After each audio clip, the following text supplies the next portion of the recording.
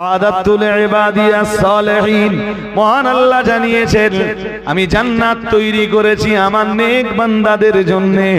মালা আইনুন রাআত, রাসূলুল্লাহ জানিয়েছেন আর এত সুন্দর করে আমি জান্নাত বানিয়েছি যে জান্নাত মালা আইনুন রাআত, যে জান্নাত দুনিয়ার কোন চোখ দেখেনি। আল্লাহ পাক নবী আবার বললেন ওয়ালা উযুনুন সামিআত, ও সাবিরা আল্লাহ পাক নিজেই ঘোষণা দিয়েছেন ওয়ালা উযুনুন সামিআত, জান্নাত এত সুন্দর করে আল্লাহ সাজিয়েছেন যার প্রকৃত বর্ণনা দুনিয়ার কোন কান শুনিনি। বলেছি যে এক কথায় আমি বলবো শেষের দিকে এসে যে ভালো মানুষ কারা, ভালো মানুষ হতে গেলে কি কি দরকার ঠিক ওইগুলো মেলাবেন। যার ভিতরে পাওয়া যাবে সে পৃথিবীর ভালো মানুষ, যার ভিতরে না পাওয়া যাবে সে পৃথিবীর ভালো মানুষ না। আমরা তো কোরআন হাদিসকে অস্বীকার করতে পারি না। আদাতুল ইবাদিয়াস সালিহিন, মহান আল্লাহ জানিয়েছেন আমি জান্নাত তৈরি করেছি আমার নেক বান্দাদের জন্য। মালা আইনুন রাআত, রাসূলুল্লাহ জানিয়েছেন আর এত সুন্দর করে আমি জান্নাত বানিয়েছি যে জান্নাত মালা আইনুন রাআত, যে জান্নাত দুনিয়ার কোন চোখ দেখেনি। সুবহানাল্লাহ। আরেকটা মন খুলে বলো, তাহলে পৃথিবীর যে যেখানেই বেড়াতে যায়, যে যেখানেই পর্যটকের ভূমিকা পালন করে আসে, আর যে যত ভালো জিনিস দর্শন করে থাকুক, আল্লাহ নিজে বলতেছেন যে জান্নাত আমি এমন কায়দায় বানিয়েছি যা দুনিয়ার কোন চোখ বলেন।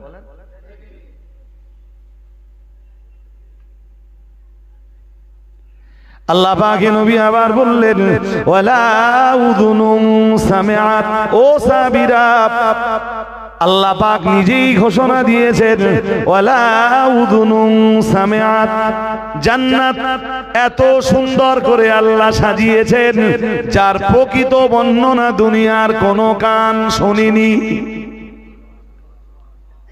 সুবহানাল্লাহ। তার মানে এই যে ওয়াজ নসিহত হয়, আরে মেরাজের রাতে রাসূল জান্নাত তো দেখে এসেছেন,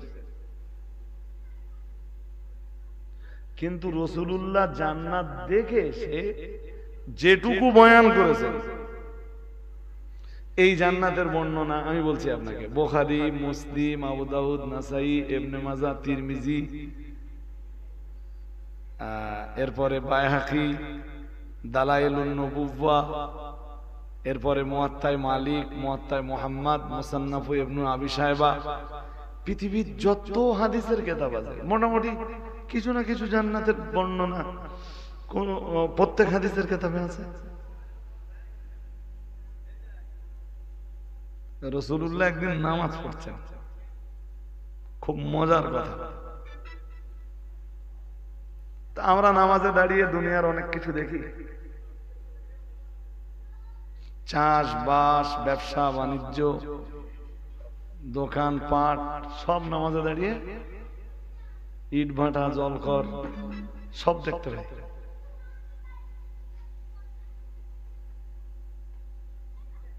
কিন্তু পৃথিবীর একজন মানুষ যিনি নামাজে দাঁড়িয়ে আল্লাহর জান্নাত দেখতেন, রাসূলুল্লাহ পৃথিবীর একজন মানুষ যিনি নামাজে দাঁড়িয়ে জান্নাত দেখতেন। একবার রাসূল সূর্যগ্রহণের নামাজ পড়ছেন, বহু হাদিসের কিতাবে হাদিসটা এসেছে, শুধু বুখারীতে না, মুসলিমে আরো লম্বা এসেছে, ডিটেইলস। বুখারীতে যেটা এসেছে ওটা একটু শর্ট, মুসলিমে আরো লম্বা।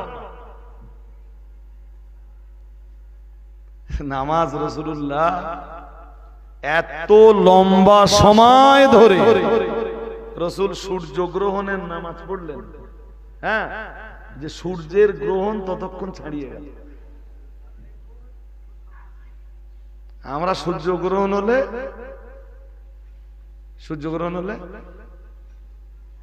ওই যে এক্সরে করা যে প্লেট প্লেট ওই দিয়ে এরকম করে কিভাবে গ্রহ লাগতেছে দেখি আমরা। আর রাসূলুল্লাহ ওইটা করতেন না, রাসূলুল্লাহ সালাতে দাঁড়াতেন এবং শুধু সালাতে দাঁড়াতেন না, লম্বা সালাত আদায় করতেন। আজও মক্কা মদিনাতে হ্যাঁ এরকম সূর্যগ্রহণের সময় লম্বা সালাত, আজও লম্বা নামাজ হয়।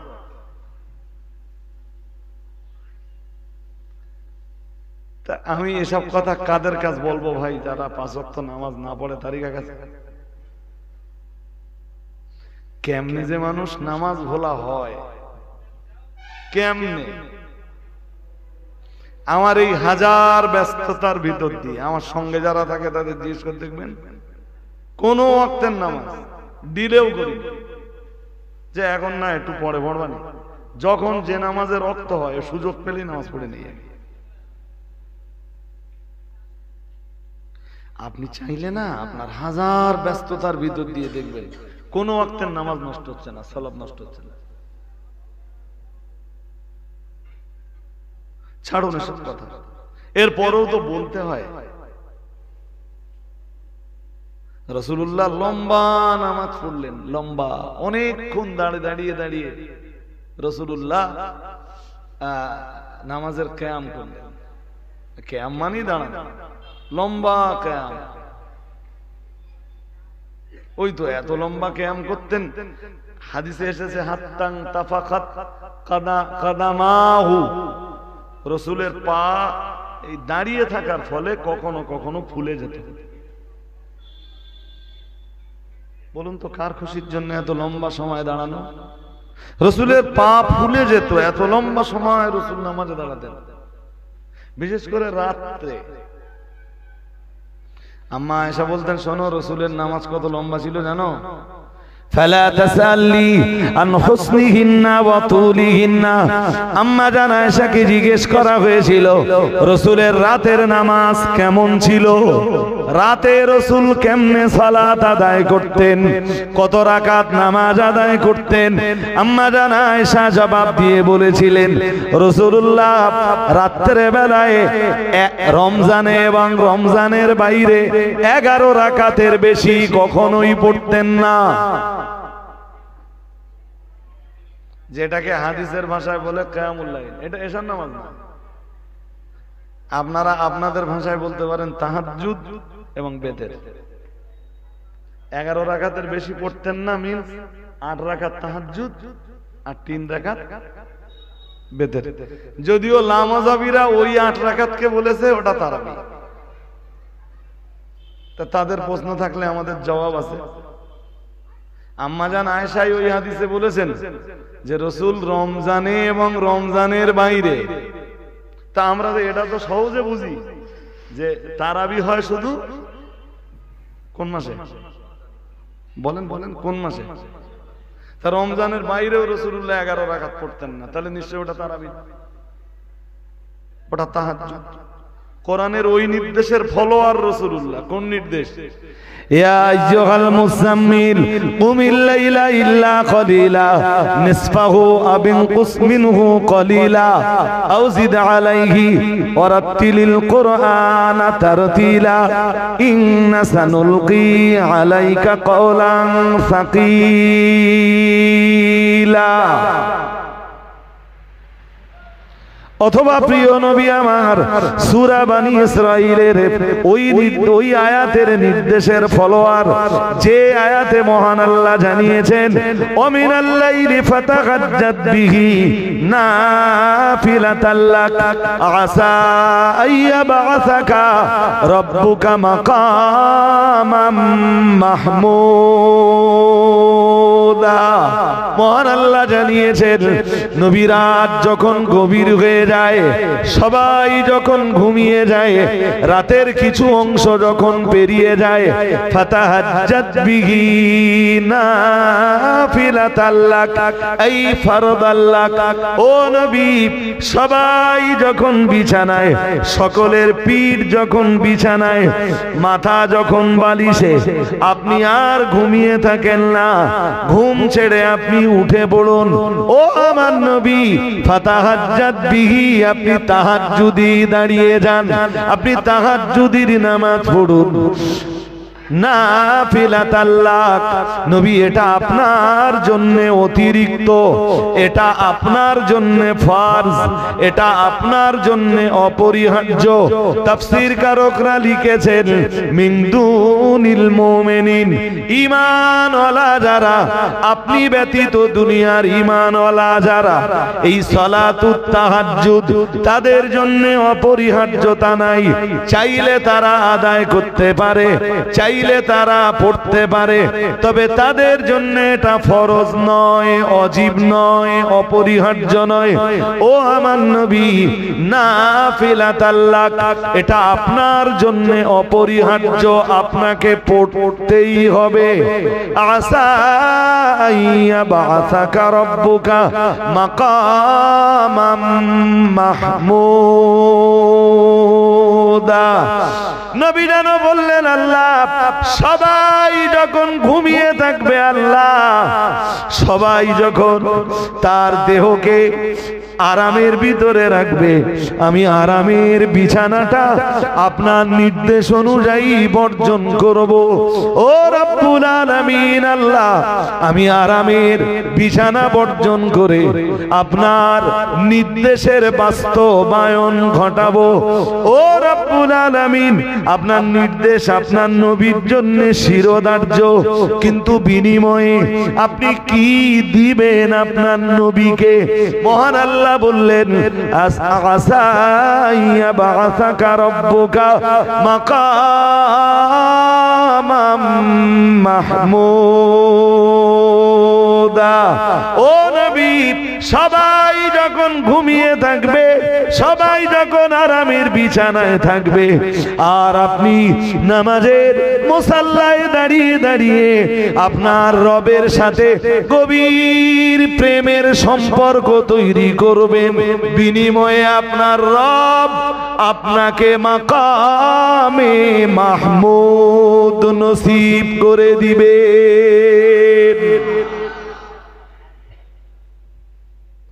এমন মাকাম আপনাকে আপনার রব দিবেন যা কোনো নবীতেও পাবে না, যে মাকাম আল্লাহ কোনো নবীকেও দিবেন না।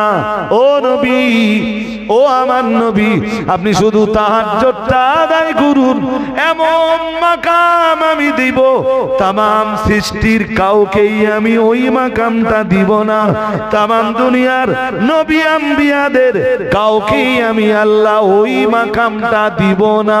ওই মাকামটা শুধু আপনার জন্যই খাস।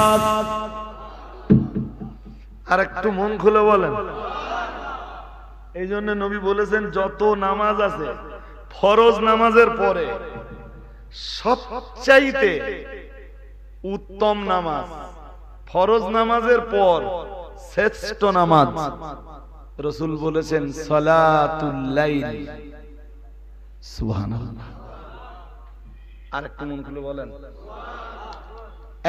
আবার বলছি, যাদের ফরজ নামাজ নেই, 5 বারের ফরজই যারা আদায় করে না, তাদের কাছে কিয়ামুল লাইল নিয়ে আলোচনা করে তো লাভ নেই।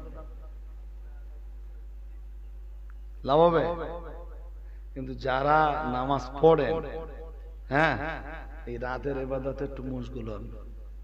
খুব ভাইটাল ব্যাপার, রাতের ইবাদত খুব গুরুত্বপূর্ণ ব্যাপার। কোরআনের বহু আয়াতে আসতেছে, কোথায় কোথায় আসতেছে, সূরা আলে ইমরানে আসতেছে, সূরা ফুরকানে আসতেছে, এরপরে সূরা মুজাম্মিলের শুরুতেই তো আসতেছে, ইয়া আইয়ুহাল মুজাম্মিল কুমিল লাইলা ইল্লা কালিলা নিসফাহু ওয়া বিনকুস মিনহু কালিলা আও জিদ আলাইহি ওয়া রাত্তিলিল কুরআনা তারতিলা। এরপরে সূরা বনী ইসরাঈলে আসে, কোরআনের বহু জায়গা সূরা সাজদায় আসছে তাতাজাফা জুনুবুহুম আনিল মাদাজি'i ইয়াদউনা রাব্বাহুম খাওফাও ওয়া তামাআও ওয়া মিম্মা রাযাকনাহুম ইউনফিকুন। একদম সূরা আলে ইমরানের প্রথম দিকে, যদিও আয়াতটা অনেকটা ব্যাখ্যা চায়, অনেক ব্যাখ্যার দাবিদার আয়াতটা। الصابرين والصادقين والقانتين والمنفقين والمستغفرين بالأسحار।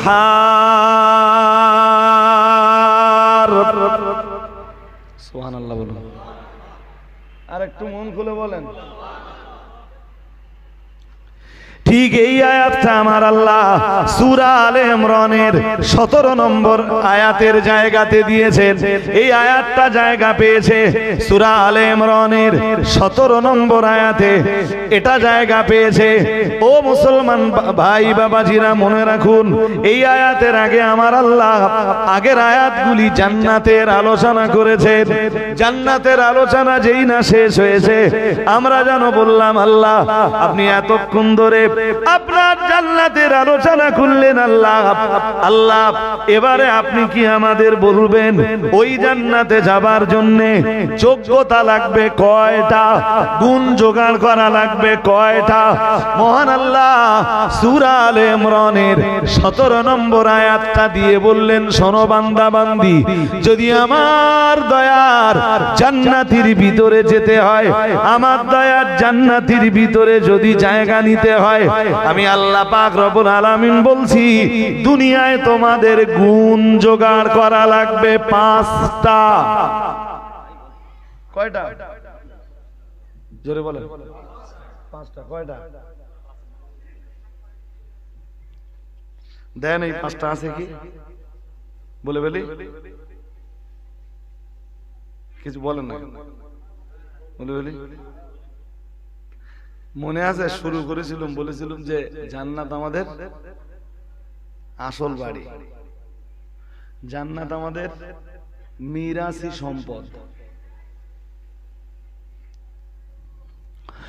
মহান আল্লাহ জানিয়েছেন, আস-সাবিরিনা ওয়াস-সাদিকিন ওয়াল-কানিতিন ওয়াল-মুনফিকিন ওয়াল-মুস্তাগফিরিনা বিল আসহার। মহান আল্লাহ 1 নম্বরে জানিয়েছেন আস-সাবিরিন, জান্নাতে যাবার জন্য যোগ্যতা জোগাড় করতে হবে 5টা। ওই 5 যোগ্যতার ভিতরে প্রথম যোগ্যতার নাম সবর। প্রথমটার নাম কি? জোরে বলেন। সবর না থাকলে কিচ্ছু হবে না। সবর না থাকলে অধিকাংশ মানুষ, আমরা যারা আছি, আমরা অধিকাংশ মানুষ আমাদের ধৈর্য নেই। রাসূলুল্লাহ পৃথিবীর শ্রেষ্ঠ ছবি, মানে আকাশের নিচের জমিনের উপরে রাসূলের চাইতে ধৈর্যশীল কেউ ছিল না। এখন কেউ আছে? আরে কথা বলেন না। রাসূলের ইন্তেকালের পরে রাসূলের চাইতে ধৈর্যশীল কোন মানুষের জন্ম হয়েছে? আমরা চলে যাবার পরে পৃথিবীতে কেউ আসবে? তাহলে রাসূলের আগেও কেউ ছিল না, রাসূলের যুগেও কেউ ছিল না, রাসূলের পরেও কেউ আসেনি, আর আমরা চলে যাব তো কিয়ামত পর্যন্ত কেউ রাসূলের চাইতে ধৈর্যশীল আসবে না। এরপরে রাসূল দোয়া করতেন, যে মানুষটা এত ধৈর্যশীল ওই মানুষটাই হাত তুলে দোয়া করতেন, আল্লাহুম্মা জাআলনি সাবুরা ওয়া জাআলনি শাকুরা। রাসূলুল্লাহ আল্লাহর কাছে হাত তুলতেন আর বলতেন, ও রব্বুল আলামিন, আপনি আমায়, আল্লাহুম্মা জাআলনি সাবুরা, আল্লাহ আপনি আমাকে সবুর বানান। সুবহানাল্লাহ। আরেকটু মন খুলে বলেন। সবের বলতেন না, সবেরও ধৈর্যশীল, সবুরও ধৈর্যশীল, কিন্তু সবেরের চাইতে সবুরের ভিতরে ধৈর্যের পরিমাণ অনেক হ্যাঁ, তার মানে নবী আল্লাহকে ঠিক এইভাবে যেন বলতেন, আল্লাহ আমি তো ধৈর্যশীল আছি, আমাকে আপনি আরো বেশি বেশি সহিষ্ণু বানান, আমাকে আরো বেশি ধৈর্য ধারণের ক্ষমতা দান করুন। এমনকি ইউসুফ আলাইহিস সালামের চাইতে আমাদের নবীর ধৈর্য বেশি। ইউসুফ আলাইহিস সালাম তো তার বিরাট সবরের পরিচয় দিয়েই তার ভাইদেরকে ক্ষমা করে দিয়েছে। কি ভাইদের সাথে যখন ইউসুফ আলাইহিস সালামের পরিচয় হলো, তখন ইউসুফ আলাইহিস সালাম বললেন, লা তাসদিবা আলাইকুমুল ইয়াম, বললেন প্রতিশোধ নেব না, আমার নিজ সবরের গুণে আমি তোমাদেরকে ক্ষমা করে দিলাম। ইউসুফ আলাইহিস সালাম ক্ষমা করেছিলেন তার নিজের ভাইদেরকে ক্ষমা করে দেওয়া সহজ। আমি ইউসুফ আলাইহিস সালামকে ছোট করার জন্য বলছি না, তিনি আল্লাহর একজন বিশিষ্ট নবী, যার লাইফ হিস্ট্রি আলোচনা করেছেন আল্লাহ শুধু একটা সূরা জুড়ে। ইউসুফ আলাইহিস সালামের ধৈর্য অনেক, যে ভাইরা তাকে কুয়ার ভিতরে ফেলে দিল, কুয়ায় ফেলার আগে এতটা মারলে, ইউসুফ আলাইহিস সালাম কুয়ার ভিতরে পড়ে এত কান্নাকাটা করলেন, যে ভাইদের কোনো দয়া মায়া মমতা কিছুই উদ্রেক হলো না, যে ভাইদের অত্যাচারের ফলে ইউসুফ আলাইহিস সালামকে বিক্রি হতে হলো কাফেলাদের হাতে, এবং রীতিমতো নিজের ভাইকে বিক্রি করে, যে ভাইয়েরা পয়সা নেন,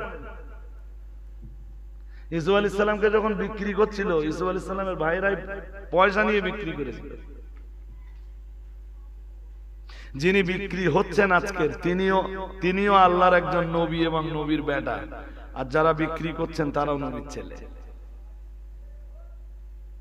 হুজুরের ছেলে কোনোদিন ভুল করতে পারে না, এই চিন্তা ভাবনা জনগণের ব্রেন থেকে দূর হোক। পীর সাহেবের ছেলে খারাপ হতে পারে না, পীর সাহেবের ছেলে ধর্ম বিক্রি করতে পারে না, জনগণের ব্রেন থেকে এই চিন্তা ভাবনা দূর হোক। ইয়াকুব আলাইহিস সালামের ছেলেরা, নবীর ছেলেরা আল্লাহর আরেকজন নবীকে বিক্রি করে দিচ্ছে বাড়ির গোলাম বলে। এরপরে ইউসুফ আলাইহিস সালামকে মিশরের বাজারে উঠতে হলো, গোলামের বাজারে, সেখান থেকে বিক্রি হতে হলো। এই ভাইদের কারণে শেষমেশ ঠাই হলো মিশরের আজিজের বাড়িতে।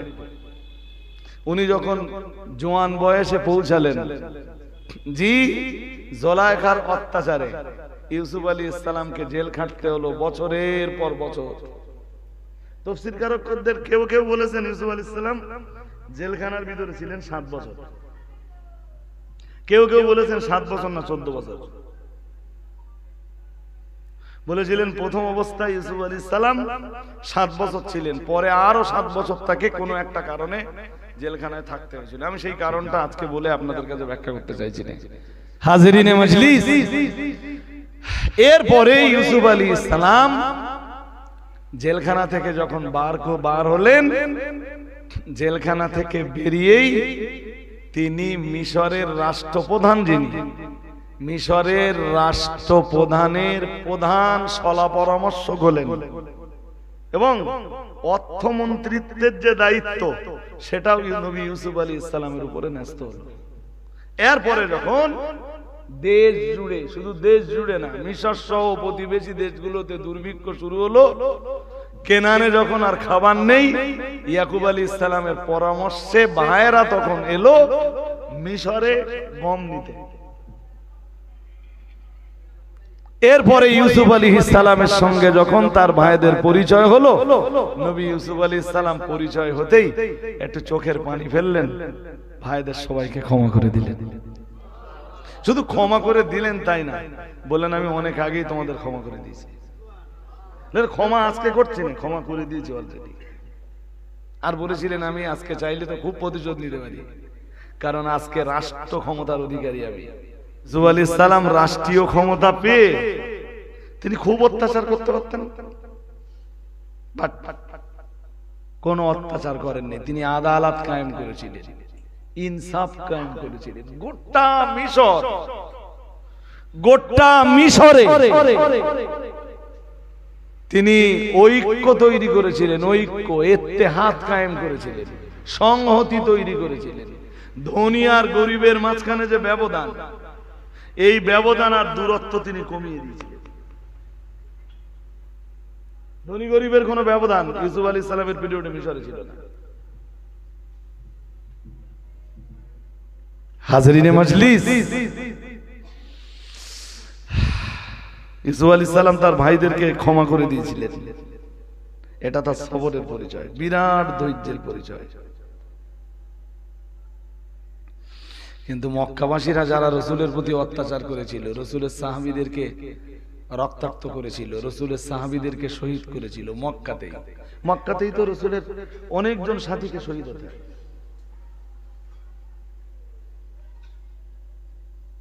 রাসূলুল্লাহকে অত্যাচারের সম্মুখীন হতে হয়। জুলুম, নিপীড়ন, অবিচারের কারণেই তো আল্লাহর নির্দেশে তিনি মদিনায় চলে যাচ্ছেন। কিন্তু মাত্র 8 বছরের ভিতরে প্রিয় নবী মুহাম্মদুর রাসূলুল্লাহ সাল্লাল্লাহু আলাইহি ওয়াসাল্লাম উনি যখন আবার মক্কায় ফিরে এলেন, প্রিয় নবী মুহাম্মদুর রাসূলুল্লাহ বিজয়ীর বেশে যখন 10,000 সৈনিক নিয়ে মক্কাতুল মুকাররমায় প্রবেশ করলেন। ও বাবাজিরা ভাইরা, সেদিন মুহাম্মদুর রাসূলুল্লাহ সাল্লাল্লাহু আলাইহি ওয়াসাল্লাম ঠিক ওই কথাটাই বলেছিলেন, যে কথাটা নবী ইউসুফ আলাইহিস সালাম তার নিজের ভাইদেরকে বলেছিলেন। প্রিয় নবী আমার একই কথা বললেন, লা তাসরিবা আলাইকুমুল ইয়াওমা।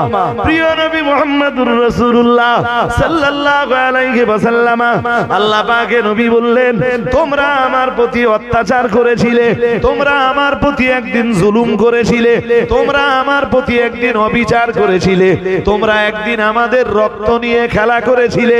তোমাদের কাছে মশা মাছির জীবনের নিরাপত্তা থাকলেও আমি আর আমার সাথীদের জীবনের কোনো নিরাপত্তা ছিল না। আজ আমি মুহাম্মদুর রাসূলুল্লাহ সাল্লাল্লাহু আলাইহি ওয়াসাল্লাম মক্কা ছেড়ে চলে যাবার মাত্র 8 বছর পরে 10,000 সৈনিক নিয়ে বিজয়ীর বেশে আল্লাহ সেই মক্কায় আমায় ফিরিয়ে দিয়েছেন। না না না না না, আমি মুহাম্মদুর রাসূলুল্লাহ সাল্লাল্লাহু আলাইহি ওয়াসাল্লাম তোমাদের সেদিনের জুলুম, অত্যাচার আর নিপীড়নের প্রতিশোধ নেওয়ার জন্য আসিনি। আমি মুহাম্মদুর রাসূলুল্লাহ সাল্লাল্লাহু আলাইহি ওয়াসাল্লাম বদলা নেওয়ার জন্য আসিনি, প্রতিশোধ আর বদলা নেওয়ার জন্য আমাকে পৃথিবীতে পাঠানো হয়নি। আমাকে পৃথিবীতে পাঠানো হয়েছে ধৈর্যের চূড়ান্ত পরীক্ষা দিয়ে পৃথিবীতে ক্ষমার দৃষ্টান্ত উপস্থাপন করতে। বললেন আমি ধৈর্যের কঠিন পরীক্ষা দেব, ধৈর্যের, সবরের কঠিন থেকে কঠিনতর পরীক্ষা দিয়ে আজ আমি মুহাম্মদ সাল্লাল্লাহু আলাইহি ওয়াসাল্লাম ঘোষণা দিচ্ছি, আনতুমুত তুলাকা, সবাই তোমরা মুক্ত। সুবহানাল্লাহ বলুন। ব্যাস মাত্র 8 বছরে সমস্ত ক্ষত রাসূলুল্লাহ ভুলে গেছেন। সাহাবীরা বলেছিলেন, হুজুর শুধু একবার বলেন, রক্তের বন্যা বয়ে যাবে আজকে মক্কায়। 10,000 সাহাবী সঙ্গে, যাদের ভিতরে খালিদ বিন ওলীদের মতো সাহাবী, যাদের ভিতরে হযরত ওমর ইবনে ফারুকের মতো সাহাবী, সাদ ইবনে আবি ওয়াক্কাসের মতো সাহাবী, হযরত আসাদুল্লাহিল গালিব, আল্লাহর বিজয়ী সিংহ হযরত আলীর মতো সাহাবী, সবাই তো সঙ্গে। আজকে মক্কার কন্ডিশনটা কি হতে পারে? রাসূল বললেন, লা তাসরিবা আলাইকুমুল ইয়াওমা। ইউসুফ আলাইহিস সালাম যেভাবে তার ভাইদেরকে ক্ষমা করে দিয়েছিলেন, আমি আমার মাক্কি ভাইদেরকে ঠিক ওইভাবেই ক্ষমা করে দিলাম। তারা আমার রক্তের ভাই নয়। ইউসুফ আলাইহিস সালাম যাদেরকে ক্ষমা করেছিলেন তারা ইউসুফ আলাইহিস সালামের রক্তের ভাই ছিলেন। আমি যাদেরকে ক্ষমা করে দিচ্ছি এরা আমার রক্তের ভাই না, এরা আমার মাক্কি ভাই, মাক্কি। এদেরকে আমি ক্ষমা করে দিলাম। বেছে বেছে বেছে বেছে কড়ারে রাসূলুল্লাহ ক্ষমা করেনি, তাদের অপরাধ ছিল সীমাহীন। বলেছিলেন এই কড়ার যেখানে পাবো সেখানে মারবে। কোরআন শরীফে একটা সূরা আছে না, সূরা বালাদ, লা উকসিমু বিহাদাল বালাদ ওয়া আনতা হিল্লুম বিহাদাল বালাদ। তো ওই যে আল্লাহ বলতেছেন ওয়া আনতা হিল্লুন আই হালালুম বিহাদাল বালাদ, এটাই তাফসীরকারকরা তাফসীর করেছেন। আল্লাহ বলতেছেন নবী এই কাবায় সবার রক্তের নিরাপত্তা আছে, শুধু আপনার রক্তের নিরাপত্তা নেই। রাসূলুল্লাহ কাবায় দাঁড়িয়ে নামাজ পড়লো তো মার খেতে। আবু জেহেল একবার এইভাবে ধরে ফাঁস লাগিয়ে দিলে।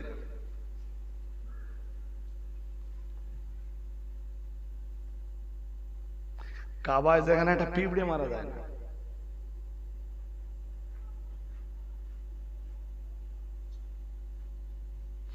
সেখানে ওরা মনে করতো রসুলের রক্ত কাবাতেও হালাল। ওই আয়াতের ওটা একটা তাফসীর। আর একটা তাফসীর হলো যেন চোরকে শাস্তি দেওয়া যায় না। চোর চুরি করে ঢুকেছে, যতক্ষণ ওর ভিতরতে না বার হবে, শুধু ওর ভিতর না, পুরো হুদহুদে হারাম, ওর ভিতর শাস্তি দেওয়া যায় না। ওই জন্য হেরেমের ভিতরে কেউ যখন থাকবে না, বিজন সাবধান। চোরকে শাস্তি দিতে গেলে হারামের সীমানার বাইরে নিয়ে যেতে হবে, ওর ভিতরে হবে না। মার্ডারকারীর উপরে শরীয়তের বিধান জারি করতে গেলে হেরেমের বাইরে নিয়ে যেতে হবে। আল্লাহ কোরআনে বলছেন নবী এখানে চোরের নিরাপত্তা আছে, ডাকাতের নিরাপত্তা আছে, মশামাছির নিরাপত্তা আছে, মার্ডারকারীর নিরাপত্তা আছে, কিন্তু ওদের চোখে আপনি এমন একজন ব্যক্তি, আপনার রক্তের কোনো নিরাপত্তা ওদের কাছে নেই। তাই আল্লাহ বলতেছেন ওয়াংতা হিল্লুম বিহাদাল বালাদ, আর এই শহরে শুধু আপনি ওদের জন্য হালাল। অথবা ওই আয়াতের আরেকটা তাফসীর হতে পারে ওয়াংতা হিল্লুম বিহাদাল বালাদ, ও নবী এখানে চোরের শাস্তি দেওয়া যায় না, এখানে ডাকাতি করে ঢুকলে শাস্তি দেওয়া যায় না, এখানে কোনো মার্ডার কেসের আসামি এর ভিতরে প্রবেশ করলে তাকেও শাস্তি দেওয়া যায় না।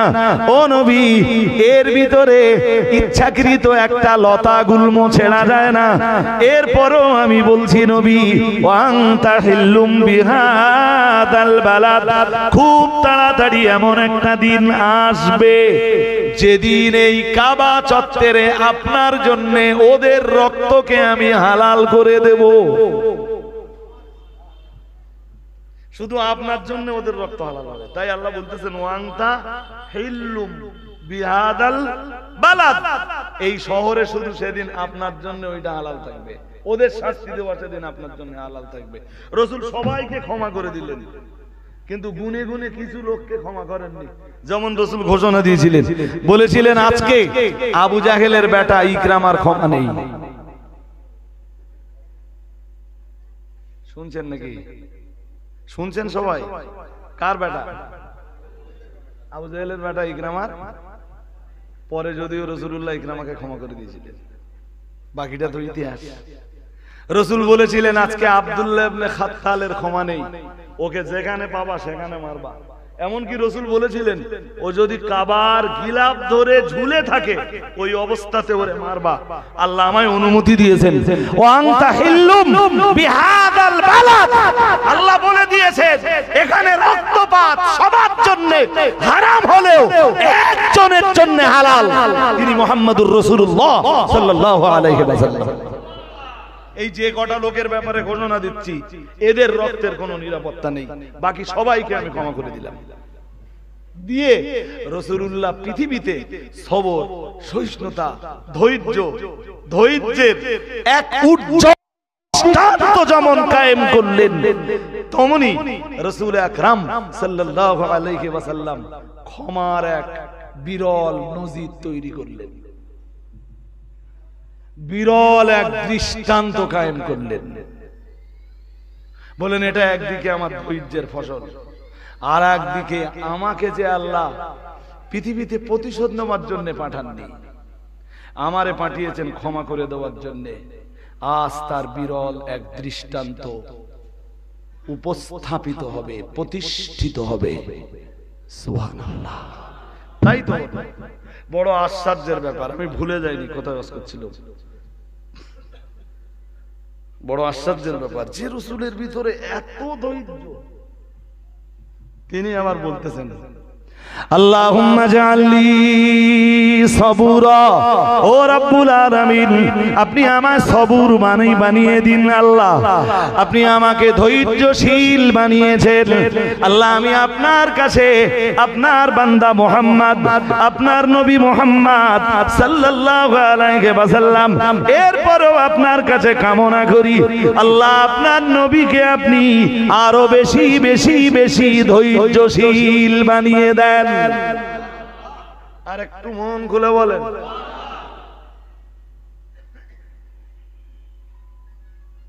এরপরে নবী আবার বলতেন, অন্য মনস্ক হয়ে যান না, নবী বলতেন ওয়াজআললি শাকুরা,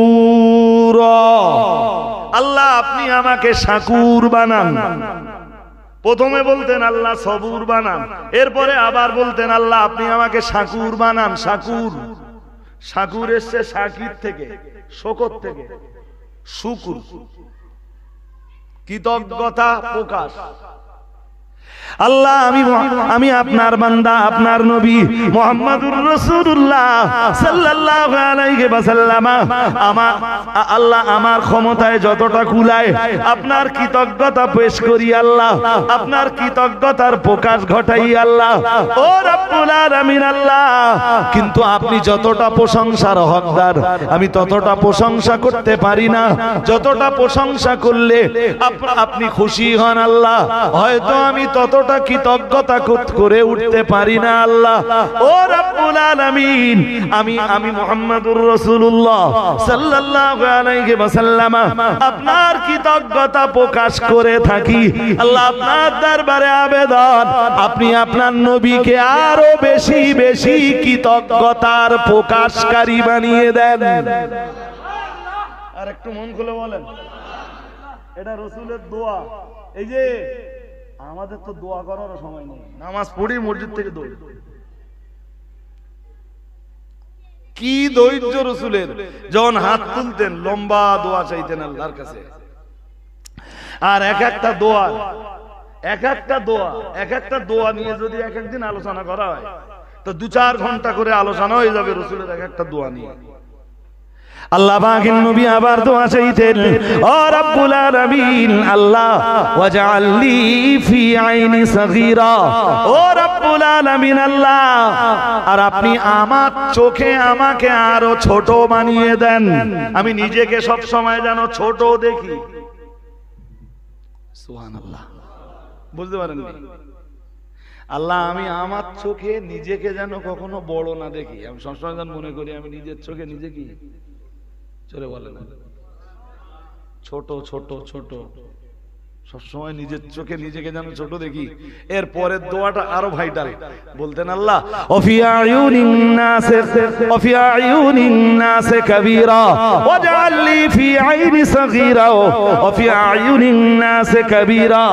ও রব্বুল আলামিন আল্লাহ আপনি আমায় সবুর বানান, আপনি আমায় শাকুর বানান, আর নিজের চোখে নিজেকে আল্লাহ আমি নিজেকে যেন সব সময় ছোট মনে করি, ছোট হিসাবে দেখি।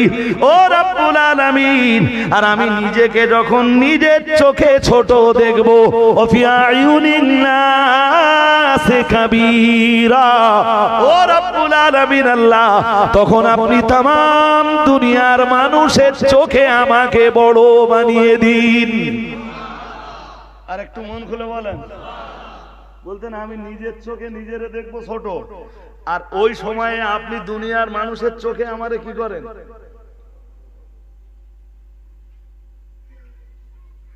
রাসূলের এক এক দোয়া কত গুরুত্বপূর্ণ।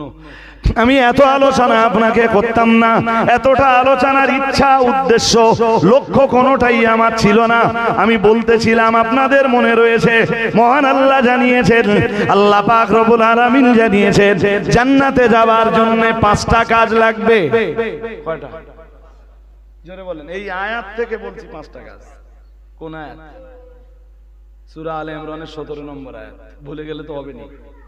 1 নম্বরে আস-সাবিরিন, 1 নম্বরে লাগবে ধৈর্য।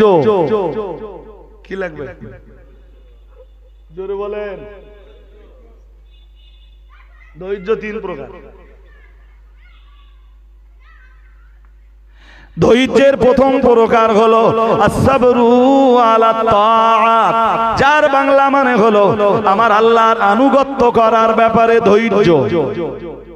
ধৈর্য যদি না থাকে আনুগত্য করা সম্ভব। রাত 12টা পর্যন্ত প্রচন্ড পরিশ্রম করে বাড়ি ফিরেছেন, সারাদিন দম পেলার সময় পাননি। এরম মনে হচ্ছে যে সারাদিন আমি দম নেওয়ার সময় পাচ্ছিলাম না। 12টায় বাড়ি ফিরেছেন, ওদিকে মাগরিবের নামাজ কাজা, এদিকে এশার নামাজ খাড়ে। এইটা আদায় করার জন্য ধৈর্য লাগবে না? লাগবে না? আরে জোর করে বলতেছেন না কেন? হ্যাঁ, ধৈর্য লাগবে নি? এই জন্য ধৈর্যের প্রথম প্রকার আসসাবরু আলা তাআত, আল্লাহর আনুগত্যের ব্যাপারে ধৈর্য ধরুন। আমি ব্যাখ্যা করলে আরো বলতে পারবো, ব্যাখ্যা করলে সময় যাবে। 2 নম্বরে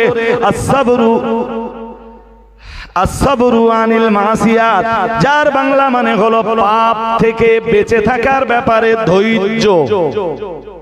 শুনছেন? ধরে নেন কোন একটা ছেলের বয়স 19, 20 কিংবা 21 বছর, সে কলেজে পড়ে। সে কলেজে যেয়ে দেখলো কলেজের টিফিন বেলায় প্রত্যেকটা ছেলে মেয়ে জোড়ায় জোড়ায় ঘুরে বেড়াচ্ছে।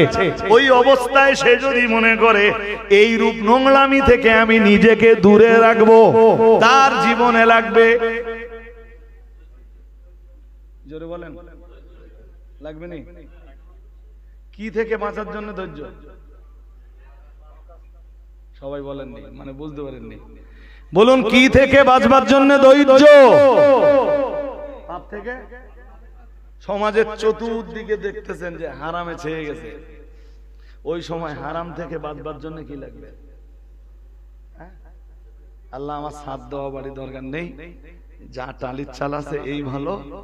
হ্যাঁ, হারাম টাকায় তেতালা বাড়ি বানানো মানে জাহান্নামের প্রাসাদ বানানো।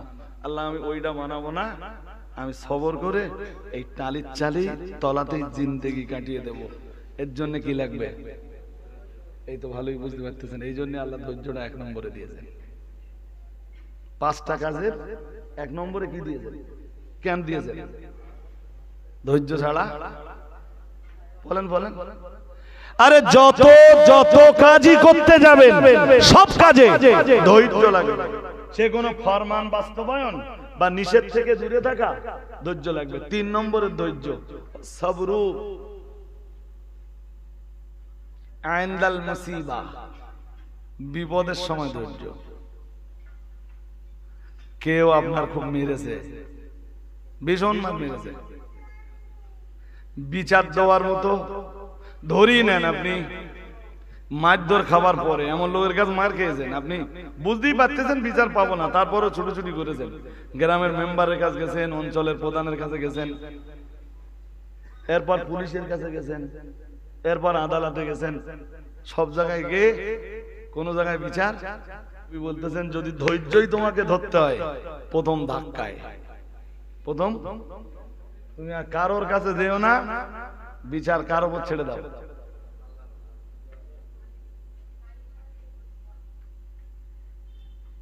যে যে সবরটা রাসূলের ভিতরে ছিল।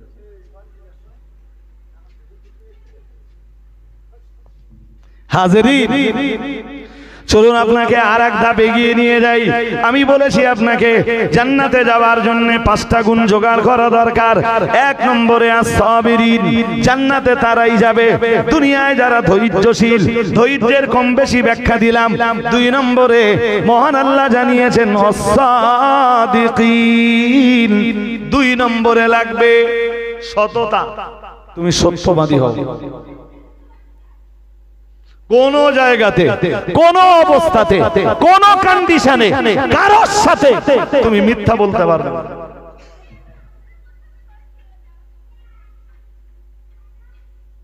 তুমি রাজনৈতিক জগতের লোক, রাজনীতি করো, তোমার রাজনীতি রাজনীতির জায়গায় থাকবে, তুমি মিথ্যার আশ্রয় নিতে। তুমি ব্যবসা করবা, ব্যবসা হালাল, যতক্ষণ ব্যবসা করবা আল্লাহ ততক্ষণ তোমার আমলনামায় সওয়াব দিতে থাকবেন। বাট তুমি ব্যবসায় মিথ্যার আশ্রয় নিতে, জোরে বলেন, আমার দাউদ বন্ধ হয়ে যাবে। গোটা দেশ জুড়ে যা ব্যবসা চলছে 99% ব্যবসায় হালাল ব্যবসা মানুষ হারাম করে নেবে। ব্যবসা কি জোরে বলেন? হালাল। তার ভিতরে কি ঢুকিয়েছে? মিথ্যা। কি ঢুকিয়েছে? ব্যাস ওই হালালটাই হারাম করে নেবে। কেন? কেন?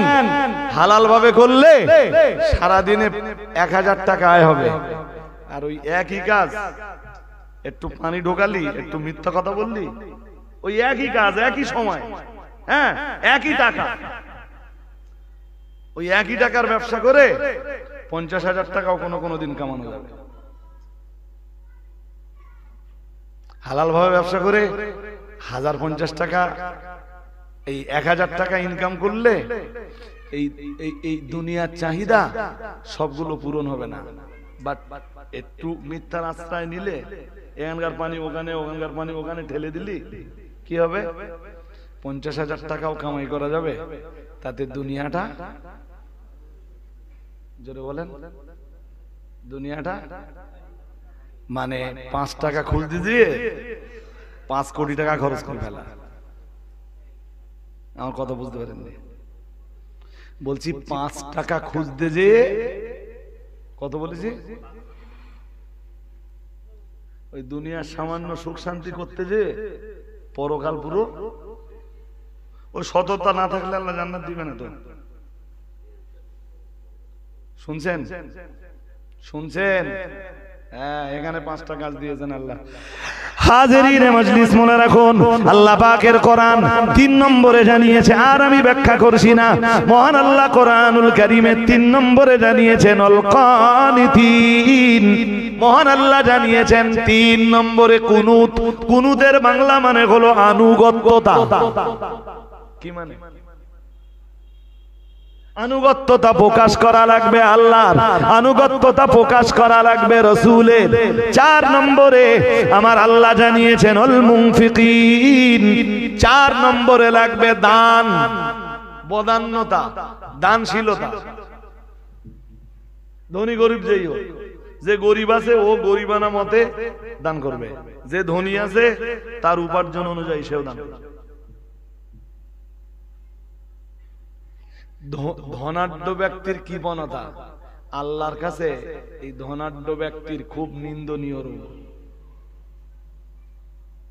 আমি ওইটা নিয়ে ব্যাখ্যা করছি না, 5 নম্বরটা বলে দিচ্ছি। 5 নম্বরে আমার আল্লাহ জানিয়েছেন আল মুস্তাগফিরিনা বিল আসহার। মহান আল্লাহ জানিয়েছেন সাহারি রক্ত, যখন সাহারি রক্ত আসে ওই সময় আমার আল্লাহর কাছে ক্ষমা প্রার্থনা করা। বুঝতে পারেননি? সাহারি রক্ত মানে ওই রমজান মাসে সেহরি খাওয়া রক্ত, বোঝেন? আরে বোঝেন না, বোঝেন না? হ্যাঁ, আল্লাহ বলতেছেন ওই সময় যারা ক্ষমা প্রার্থনা করে ওরাই জান্নাতে যাবার উপযুক্ত। আর একটু মন খুলে বলেন। 1 নম্বরে লাগবে সবর, সবরের বাংলা সহিষ্ণুতা। 2 নম্বরে লাগবে সততা, সত্যতা, সততা। 3 নম্বরে লাগবে আনুগত্যতা। 4 নম্বরে লাগবে দানশীলতা। 5 নম্বরে লাগবে গভীর রাত্রে বেলায় আমার আল্লাহ সন্তুষ্টির জন্য নামাজে দাঁড়িয়ে যাবা। আর ঠিক সাহারি রক্ত যখন হয়, নামাজ আদায় শেষ করে এবার হাত তুলে আমার আল্লাহর কাছে ক্ষমা চাওয়া।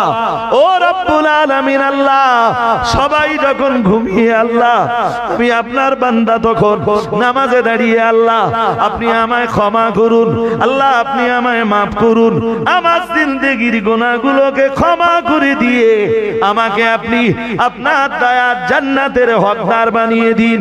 মহান আল্লাহ জানিয়েছেন ঠিক সাহারি রক্ত, তার মানে ফজরের নামাজ আসবার আগে যারা আল্লাহর কাছে হাত তুলে ক্ষমা চায় তারাই হলো দুনিয়াতে জান্নাতে যাওয়ার যোগ্য। আর একটু মন খুলে বলেন। আলোচনা করতে করতে আলোচনা অনেক লম্বা হয়ে গেল। আমি বলছিলাম আপনাদের একটা সময়ে প্রিয় নবী মুহাম্মদুর রাসূলুল্লাহ সাল্লাল্লাহু আলাইহি ওয়াসাল্লাম একদিন সূর্য গ্রহণের নামাজ পড়ছেন, সাহাবারা এসে পিছনে দাঁড়িয়েছেন। প্রিয় নবী মুহাম্মদুর রাসূলুল্লাহ সাল্লাল্লাহু আলাইহি ওয়াসাল্লাম আল্লাহ পাকের নবী যখন নামাজ পড়ছিলেন, স্বাভাবিকভাবে ইমাম নামাজের যেখানে দাঁড়ান, যতক্ষণ নামাজ চলতে থাকে ইমাম সেখানে দাঁড়িয়ে থাকেন। কিন্তু এই দিন তথা সেই দিন প্রিয় নবী মুহাম্মদুর রাসূলুল্লাহ সাল্লাল্লাহু আলাইহি ওয়াসাল্লাম যখন নামাজ আদায় করছিলেন, যেখানে রাসূলুল্লাহ দাঁড়িয়ে ইমামতি করছিলেন, রাসূলের হাত ঠিক এইভাবে বাঁধা। প্রিয় নবী আমার সামনের দিকে একটু এগিয়ে গেলেন, সাহাবারা পিছনে দাঁড়িয়ে রয়েছেন, নিজের জায়গাটা ছেড়ে একটু এগিয়ে গেলেন। দয়ার নবী আমার এরপরে রাহমাতুল লিল আলামিন হাতটা লম্বা করে দিলেন। গাছ থেকে ফল পাড়ার সময় ঠিক যে পরিস্থিতিটা তৈরি হয় আমার নবীর ভিতরে, ঠিক যেন ওই পরিস্থিতিটাই তৈরি হলো। সামনের দিকে একটু এগিয়ে গেলেন, রাসূলুল্লাহ হাত লম্বা করে দিয়ে কিছু যেন একটা ছিটতে যাচ্ছিলেন, কিছু যেন একটা পাড়তে যাচ্ছিলেন। ও বাবাজিরা ভাইরা, এরপরে হাদিস বিবরণ দিয়েছে সুম্মা তাকাকা, এরপরে মুহাম্মদুর রাসূলুল্লাহ সাল্লাল্লাহু আলাইহি ওয়াসাল্লাম আবার নিজের জায়গায় ফিরে এলেন, হাত দুটো বেঁধে ফেললেন। ও বাবাজিরা ভাইরা, যেই না নামাজ শেষ হয়ে গেল, প্রিয় নবী রাসূলুল্লাহ বললেন, ও আমার সাহাবীরা তোমরা নামাজের জায়গায় বসে পড়ো। সাহাবীরা যার জায়গায় বসে পড়লেন। দয়ার নবী আমার বললেন, ও আমার সাহাবীরা আজ আমি খুব লম্বা করে সালাত আদায় করছিলাম। ও সাহাবীরা আজ আমি নবী নামাজের ভিতরে এত বেশি কিছু দেখলাম, আমাকে এত বেশি কিছু দেখানো হলো যে তামাম জিন্দেগিতে কখনোই আমাকে এত জিনিস দেখানো হয়নি। আজ নামাজের ভিতরে আমার আল্লাহ আমায় সব কিছু দেখিয়ে দিয়েছেন। ও আমার সাহাবীরা, আমি মুহাম্মদুর রাসূলুল্লাহ সাল্লাল্লাহু আলাইহি ওয়াসাল্লাম আজকে নামাজে দাঁড়িয়ে আল্লাহর দয়ার জান্নাত দেখতে পাচ্ছিলাম। ও সাহাবীরা মনে রাখো, আমি রাহমাতুল লিল আলামিন যখন সালাত আদায় করছিলাম আমি জান্নাত দেখতে পাচ্ছিলাম। শুধু জান্নাত দেখতে পাচ্ছিলাম তাই নয়, আমি দেখছিলাম জান্নাতের আঙ্গুর ফলগুলো আমার সামনে ঝুলছে। ও আমার সাহাবীরা, ও সাহাবীরা, আমি মুহাম্মদুর রাসূলুল্লাহ সাল্লাল্লাহু আলাইহি ওয়াসাল্লাম নামাজের হালে জান্নাতের ওই আঙ্গুর ফলগুলো দেখে সামনের দিকে একটু এগিয়ে গেলাম। জান্নাতের আঙ্গুল ফল ছিড়বার জন্য, পাড়বার জন্য আমার হাতটা আমি এগিয়ে দিলাম।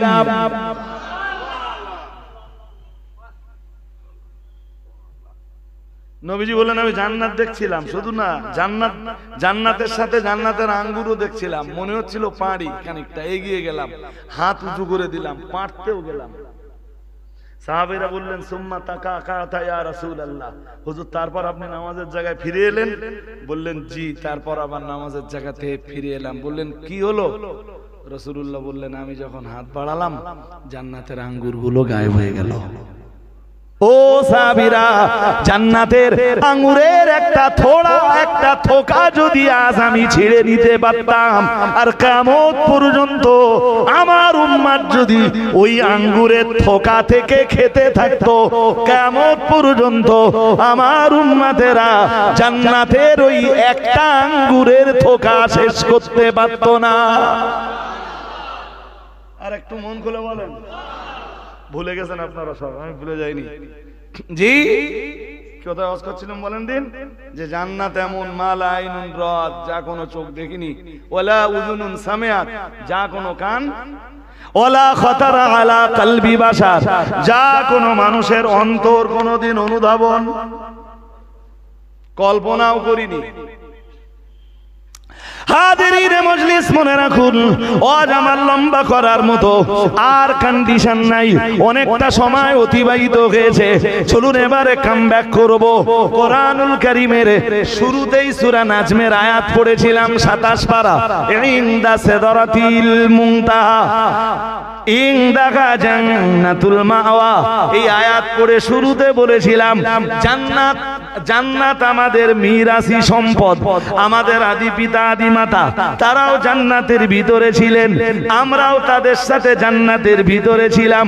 আল্লাহ তাদেরকে যখন নামিয়ে দিয়েছেন, তাদের দুইজনের সঙ্গে আমরাও দুনিয়াতে নেমে এলাম। আমাদের চোখ, আমাদের পাখির চোখ আবার ওই জান্নাতে ফিরে যাওয়া।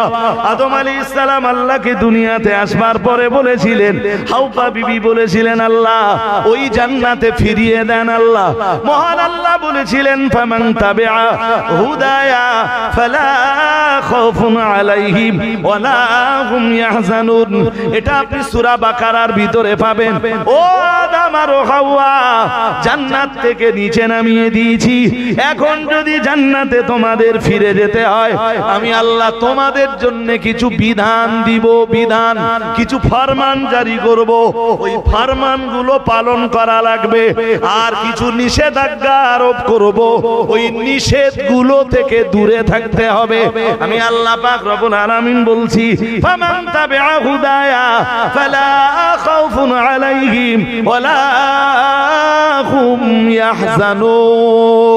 মহান আল্লাহ বললেন, ও আদম আর ও হাওয়া, যদি আমার ফরমানগুলো, আমার নির্দেশগুলো পালন করে আসতে পারো, আর আমি যে জিনিসগুলো নিষেধ করব ওইগুলো যদি নিজেদের জীবন থেকে বাদ দিয়ে চলতে পারো, তোমাদের আদি বাড়ি জান্নাতে আবার আমি তোমাদেরকে ফিরিয়ে দেব। আর একটু মন খুলে বলেন কি লাগবে? আল্লাহ বললেন কিছু ফরমান দিব, ফরমান মানে নির্দেশ, ওইগুলো মানা লাগবে। আর কিছু নিষেধ দেব, ওইগুলো জীবন থেকে বাদ দিয়ে চলা লাগবে। তবেই তোমাদের আসল বাড়ি আবার, আদি বাড়ি আবার ফিরিয়ে দেব। ও বাবাজিরা, ভাইরা, প্রিয় নবী মুহাম্মদুর রাসূলুল্লাহ সাল্লাল্লাহু আলাইহি ওয়াসাল্লামের জামানায় এসে সেই ফরমান আর সেই নিষেধগুলোই হয়েছে শরীয়তে মুহাম্মাদি। 5 বার নামাজ পড়ো, এটা জান্নাতে যাবার জন্য আমার আল্লাহর ফরমান। জান্নাত তোমাদের ফিরিয়ে দেব। 5 বারের সালাত আদায় করো, মাহে রমজানের 1 মাস রোজা ব্রত পালন করো, মাল থাকলে যাকাত দাও, সামর্থ্য থাকলে হজ করো, বাবা মায়ের সেবা শুশ্রূষা করো, প্রতিবেশীর সাথে সদাচরণ করো। আমার যত ফরমান আছে এই ফরমানগুলো বাস্তবায়ন করো, আর যত নিষেধ আছে নিষেধগুলোকে দূর করো। নিজের জীবন থেকে, নিজের জীবনটাকে ওই নিষিদ্ধ জিনিসগুলো থেকে দূরে সরিয়ে রাখো। গান শুনতে পারবা না, সিনেমা দেখতে পারবা না, জেনা ব্যভিচার করতে পারবা না, তাস পাশা লটারি জুয়া চলবে না, হারাম উপার্জন করা চলবে না, মিথ্যা কথা বলা চলবে না। এইগুলো যদি, এই ফরমানগুলো যদি মেনে চলতে পারো, আর নিষেধগুলো থেকে যদি দূরে থাকতে পারো, আমার দয়ার জান্নাতে আমি আল্লাহ আবার তোমাদেরকে জায়গা করে দিব।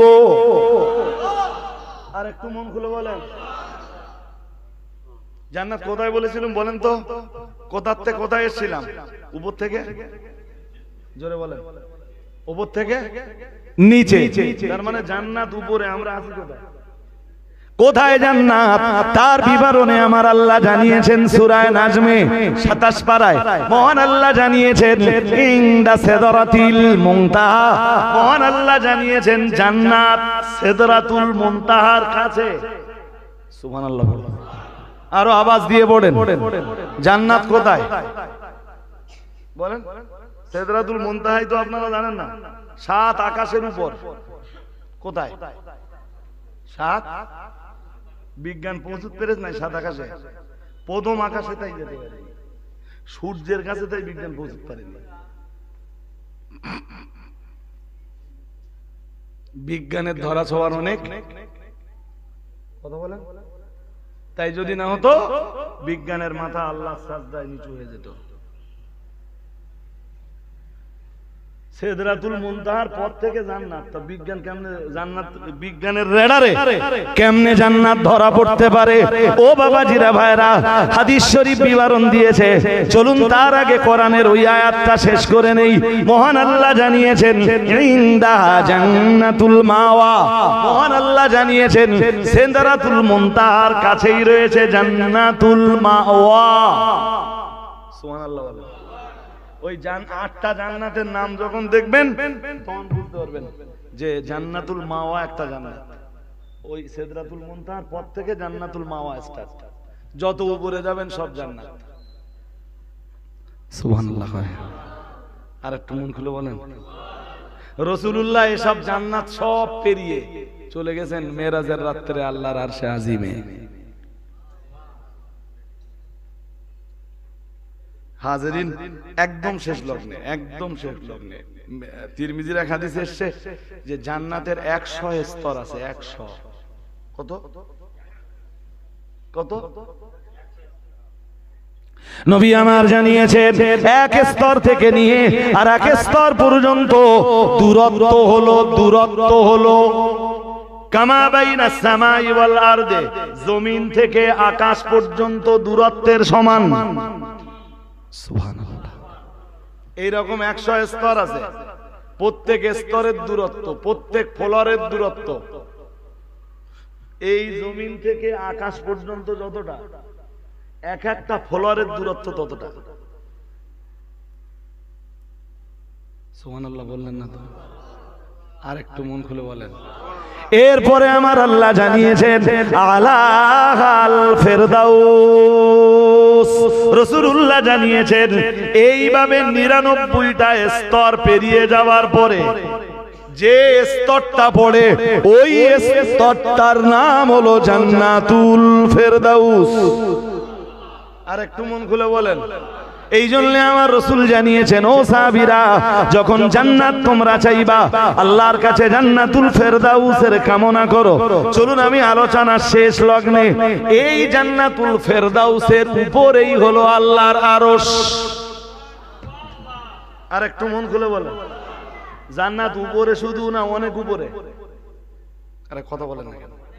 আর আমরা অনেক অনেক। আচ্ছা, এই মাটি থেকে যদি নিচে পড়ে যান, ধরেন কুয়ায় পড়ে গেছে, উঠবেন কি দিয়ে? একটা গভীর কুয়ায় পড়ে গেছেন, উঠবেন কি করে? সিঁড়িতে হাঁটতে পারছে না, দড়ি। কি ফেলবেন? বলেন বলেন। দড়ি।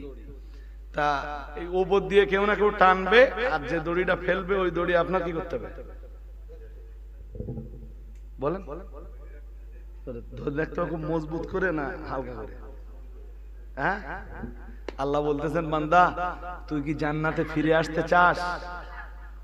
আমরা বললাম ফিরতে তো চাই আল্লাহ, জান্নাত না আমাদের বাবা মায়ের সম্পদ, আমরা তো ফিরে যেতে চাই, আমরা ছিলাম তো ওখানে। আল্লাহ আল্লাহ বললেন, শোন, যদি ফিরে আসতে চাস, তোরা তো আসিস নিচে, আর আমার জান্নাত অনেক, আমি একটা দড়ি ফেলে দেবো এখান থেকে। কি ফেলবেন? দড়ি। আল্লাহ একটা দড়ি দিলেন নামিয়ে, রশি রশি রশি। সেই দড়িটার নাম কি জানেন? হাবলুল্লাহ। দড়িটার নাম, দড়িটার নাম হচ্ছে আল্লাহর দড়ি। দড়িটার নাম, সে আল্লাহর দড়ির ব্যাখ্যা অনেক, আমি ওই ব্যাখ্যায় যাচ্ছি না। ওখান থেকে আল্লাহ একটা দড়ি নামিয়ে দিয়েছেন। দড়ি টেনে তোলার দায়িত্ব কার? হ্যাঁ, আমাদের এখানে কোনো দায়িত্ব নেই, আমাদের একটাই কাজ, সেটা কি করা? বলে কর, জোরে বলেন, শক্ত করে ধরে। এক আঙুল দে, 2 আঙুল, 3 আঙুল।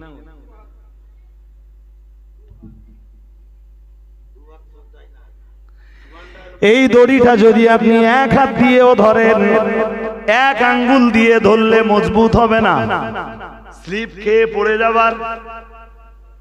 বলেন, টান মারলে তো পড়ে যাওয়ার ভয় আছে। 1 আঙুল দিয়ে ধরবেন, 2 আঙুল দিয়ে ধরবেন, 3 আঙুল দিয়ে ধরবেন। হ্যাঁ, 5 আঙুল দিয়ে যখন ধরবেন তখন কি হবে? মজবুত মজবুত। ব্যাস, মহান আল্লাহ জানিয়েছেন ওয়াতাসিমু বিহাবলিল্লাহি জামিআ। মহান আল্লাহ জানিয়েছেন ও আমার বান্দা বান্দিরা, আমি যে দড়িটা নামিয়ে দিয়েছি ওই দড়িটা তোমরা মজবুত করে ধরো। সুবহানাল্লাহ। আর একটু মন খুলে বলেন, ও দড়ি আমার ফেরেশতারা টেনে তুলবে। ফেরেশতারা, তুমি কিভাবে আসবে ওইটা তোমার ভাবতে হবে না। তোমার কাজ কি? ওয়ালা তাফাররাকু, বিচ্ছিন্ন হয়ে যেও না। এই দড়িটা ছেড়ো না, এই দড়িটা মজবুত ভাবে ধরো। এই দড়ির যদি আমরা ধরার জন্য দুটো হাত ব্যবহার করি তো দুটো হাতের ব্যাখ্যা আছে, আর যদি একটা হাত ব্যাখ্যা একটা হাত দিয়ে ধরি তো একটা হাতেরও ব্যাখ্যা আছে। আজকে একটা হাতের ব্যাখ্যা নেন, একটা হাতের, তবু ব্যাখ্যা তো মোটেই দেওয়া যাবে না, শুধু বলে দিচ্ছি। এক, এই দড়িটা ধরবার জন্য কয় আঙ্গুল? ধরুন এক হাত দিয়ে ধরবো, তাহলে কয় আঙ্গুল? এক, 5 আঙ্গুল। 5 আঙ্গুল দিয়ে ধরতে হবে। প্রথম আঙ্গুল ঈমান। প্রথম আঙ্গুল কি?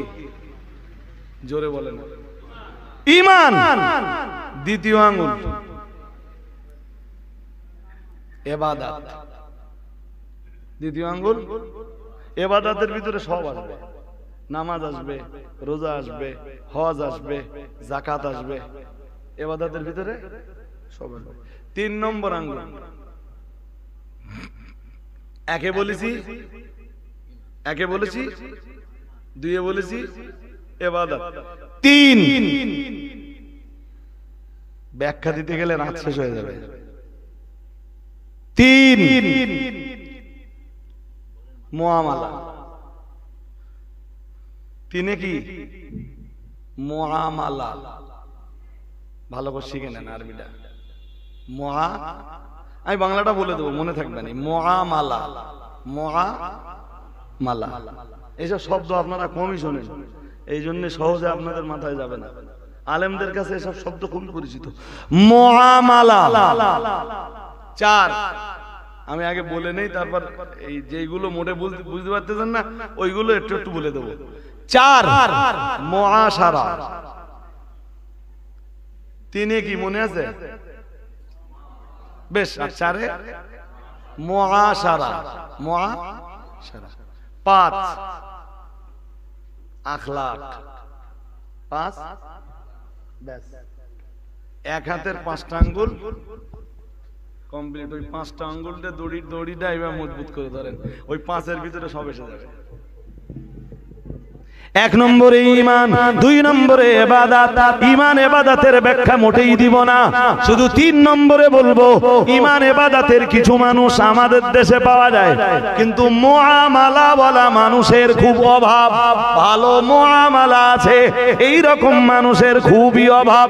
মুআমালা শব্দের বাংলা মানে হলো লেনদেন। মুআমালা কি? এই যে 5 বার নামাজ আছে, হজ আছে, যাকাত আছে, সব আছে, লেনদেন বড্ড। লোক কাজ করিয়ে টাকা দেয়।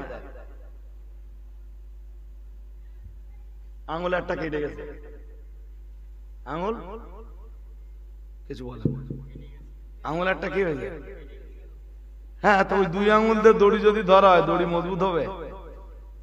দড়ি ধরাটা কি মজবুত হবে? এই জন্য লেনদেন ভালো করতে হবে।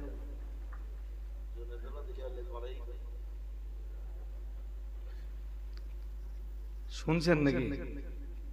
হ্যাঁ, আর কোন যুগে ওয়াজ করতেছি? ভোট আসলি একটা লোক 3-4 জায়গার থেকে টাকা নেয়।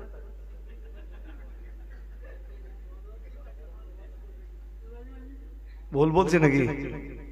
হ্যাঁ, কি ভাবতেছো যে এই মসজিদে শুধু নামাজ কালাম পড়লি আল্লাহ জান্নাতে তুলে নেবে? হ্যাঁ, ঈমান আর ইবাদতের পরে আরো 3টে আঙ্গুল আছে। কি কি?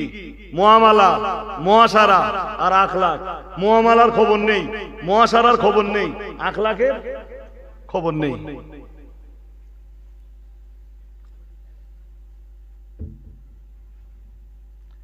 একটা লেবার 3 জন ঠিকাদারের কাছে দাদন যাচ্ছে। এ কাজ করবে কজনের? এরাম কেস আছে না নেই?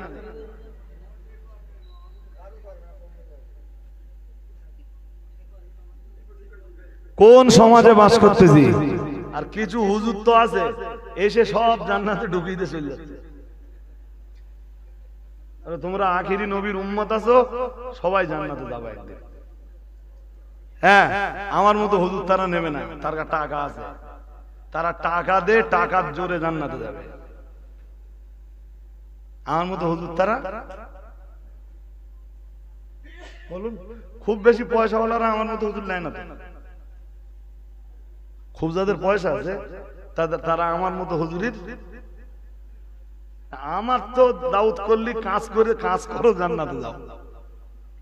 আর এখন সমাজ কি, যাদের টাকা আছে তারা হুজুর খুঁজতে কেরাম, যে কোনো কাজ করবো না, যেমন চিটিংবাজি করছি এইরকম চিটিংবাজি বহাল থাকবে, লোকের মেরে কেটে খাবো।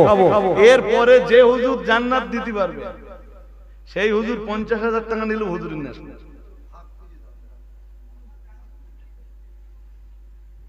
আমি তো পারবো না ভাই সাহেব, পরিষ্কার বলছি। এখানে অনেক গ্রামের মানুষ এসছেন, প্রতিবেশী অনেকগুলো গ্রামের মানুষ আছেন, সোলাদানার মানুষ আছেন, বাঁশঝাড়ির মানুষ আছেন, নলকোড়ার মানুষ আছেন, আমার নারায়ণপুরের কিছু মানুষ আছেন, ঘোষুড়ি গ্রামের মানুষ আছেন, অনেকগুলো গ্রামের মানুষ আমার কাছে শুনতে এসছেন। এবং আমার প্রতি আমি জানি যে আপনাদের একটা আস্থা বলি, বিশ্বাস বলি এটা আছে, যে আমি দুটো কথা বললে সেই কথা কোরআন হাদিস দিয়ে সাজিয়ে গুছিয়ে আপনাদের কাছে বলি, তাই আপনারা আমার মজলিসে শুনতে বসেন। আপনাদের একটা দায়িত্ব আমার উপরে আছে, আমি সেই দায়িত্বটা পালন করছি। এমনকি মাঝে মাঝে মাঝে মাঝে এমন ভাবে কথা আল্লাহ বলিয়ে নেয়, আমি বলি না, যে যেই কায়দায় যেই স্টাইলে সাধারণত আপনারা কমই শুনে থাকেন সেই কথাগুলো। আল্লাহ শুকরিয়া, এটা আমার অহংকার নয়, আল্লাহ ক্ষমা করুন আমায়। জি, শুধু চেষ্টা করি যে আপনাদের দায়িত্বটুকু যদি পালন করা যায়। হাজারিন, দায়িত্বটাই পালন করছি। মুআমালা ঠিক রাখবেন, লেনদেন। এটা ধরেন কিছুদিন সোলাদানায় গেছে, সন্দেহ হবে আর সোলাদানা যেয়ে বলবে, সোলাদানা বাজারে কোনো দোকানে বাকিটাকি খেয়ে 3-4 বছর আর সোলাদানা মুখে দেয়। এবার যাচ্ছে সাতছুড়ে, ধরুন বাড়ি নারায়ণপুর, একদিন সোলাদানায় উঠেছে, বাকি ঝুঁকি খেয়ে এবার কোথায় গেছে, এ তো দোকান বন্ধ করে ওরা সাতছুড়েকে তাড়াবে। ক্ষতি যায় এর হবার হয়েছে, এরপরে যদি এ দোকান বন্ধ করে ওর পেছনে করে তাহলে তো আরো ক্ষতি হবে। 5 বছর আর ওটা না। মাছ যারা বিক্রি করে ওদের কাছে শুনে দেখবেন যে ওরা কত লোকের কাছে টাকা পায়। যারা ওই পাড়ায় পাড়ায় ঝুড়িতে করে গোস্ত টোস্ত বিক্রি করে ওদের কাছে শুনে দেখেছেন? আমি এক চাচার জিজ্ঞেস করতে, চাচা তুমি গোস্ত বিক্রি করা, ওই বক্সরের দিকে বাড়ি, সে চাচা খুব রসিক চাচা। আর চাচা গোস্ত বিক্রি করা বন্ধ করে দিলে ভাব তো যে খোকা, ওই ছোট্ট ঝুড়ির গোস্ত, ওই ছোট্ট ঝুড়ির গোস্তে গ্রামের লোকের কাছে 45,000 টাকা পাই। কত কত? পুরো আনা দেয়, খেয়েছে আর দেয় না। এর নাম কি মুআমালা ভালো?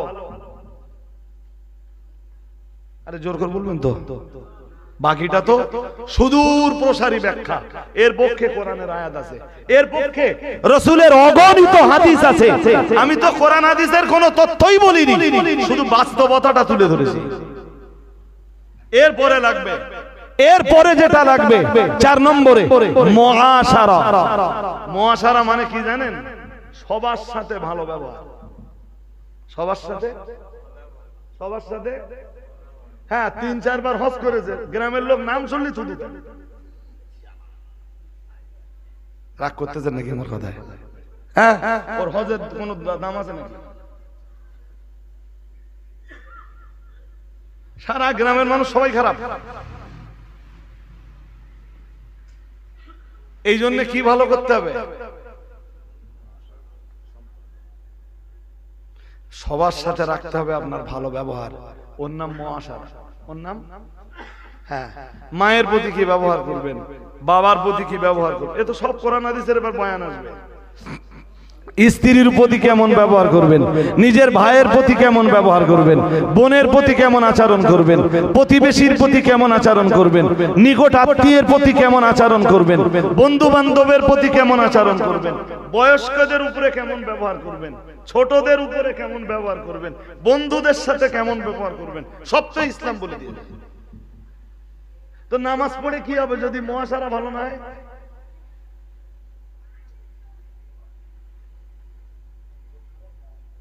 আমার কথায় কি রাগ করছেন নাকি? হ্যাঁ, যদি মুআশারা মুআমালা খারাপ হয়, আমি বলে যাচ্ছি 3 বার না 33 বার হজ করলেও জান্নাত পাবে না। মুআমালাও ভালো হওয়া লাগবে, মুআশারাও বলেন ভালো, হ্যাঁ সবার সাথে ভালো ব্যবহার করতে হবে। রাসূলুল্লাহ এমন কি বলতেছেন ওয়াত্তাবাসসুমু সাদাকাতুন, নবীজি বলতেছেন কিছুই যদি না দিতে পারো মানুষকে একটু মুচকি হাসি দাও। জানো এই মুচকি হাসিটাই আমার আল্লাহ তোমার পক্ষ থেকে সাদগা হিসাবে কবুল করে নেন। এমন মেজাজে থাকে যে কথা বলতে গেলে ভয় হবে। আমার দেশে কিছু মানুষ আছে দেখবেন যে যাদের মুখের দিকে তাকালি হ্যাঁ মনে হয় যে জিজ্ঞেস করেন যে ভাই তোমার মেজাজ ভালো আছে আজকে? যদি ভালো থাকে তা কথা বলবার, নইলে না। ভালো কথা বললেও মেজাজ করে, খারাপ কথা বললেও মেজাজ করে। তাহলে কথা বলার আগে জিজ্ঞেস করতে হবে যে ভাই তোমার মেজাজ ভালো আছে এখন? সব জায়গায় বাড়ি গিন্নি কিছু বললে মেজাজ করে, মা কিছু বললে মেজাজ করে, ভাই কিছু বললে মেজাজ করে, প্রতিবেশীরা যে কিছু বললে মেজাজ করে, যারা টাকা পয়সা পায় তারা যে বললে মেজাজ করে, সে টাকা পাবে উল্টে মেজাজ দেখাচ্ছে। আমি কি বাংলাদেশের লোক নাকি?